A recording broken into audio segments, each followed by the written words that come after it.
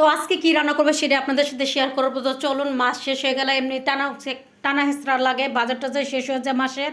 কারণ মাসের বাজার মাসের জন্য পুরো এক মাসের জন্য বাজার করলে কিন্তু বাজার হয় না, কিন্তু আমরা তারপরে মাসের বাজারটা করি, একটু আয় হয়। মাস শেষ হলে একটু টানাটানি হয়। যেটাই হোক, আজকে যে বেশি করে শুটকি রান্না করব, বেশি করে শুটকি দিয়ে, তারপরে সিম আলু দিয়ে, তারপরে আজকে ডাল আর শুটকি। আর আমার খালায় বাজারে গেছে, বলছে তুমি এগুলো রান্না করতে থাকো, আমি বাজার থেকে দেখি কি পাওয়া যায়, আর এসে পরে দেখবো কি রান্না করা যায়। কারণ এগুলো তো রান্না খাওয়া যাবে না, পুরুষ মানুষ তো আর এগুলো দেখাবে না, আমরা মহিলা মানুষ এগুলো দেখিতে পারবো শুটকি মুটকি আবি জাবি দিয়ে।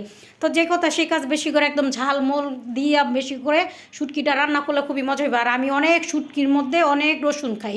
এই যে এক বাটি রসুন বা কুচে ছেঁচা দিছি, তারপরে এই যে এক এক করে হলুদ কাঁচামরিচ আর সব কিছু দিয়ে একটু ভাজা ভাজা করে, তারপরে মশলা দিয়ে, তারপর সিমগুলো দিয়ে কষাবো। ডাল রান্না হয়ে গেছে, ভাত রান্না করে ফেলছি, আর এই তো শুটকির মশলা কষানো হয়ে গেছে। তারপরে এগুলো ভালো মতন কষে, এই যে ইলিশ মাছটা ভালো মতন ধুয়ে ইলিশ মাছ ভাজা। আর এই তো বাজার থেকে চলে আসছে, এই যে তেলাপিয়া মাছ পাইছে, কারণ দেরিতে গেছে বাজারে। আর এই যে কয়টা মাছ পাইছে এর জন্য অল্প অল্প নিয়ে আসছে, বেশি নিয়ে আসে না। এরপরে এই তো এই যে ইলিশ মাছটা রান্না করে ফেলছে। আর এই ছিল আজকের বাজার আর রান্নাটা। বলেন তো কেমন হয়েছে? আর ইলিশ মাছটা খুবই মজা হয়েছে এইভাবে খেলে।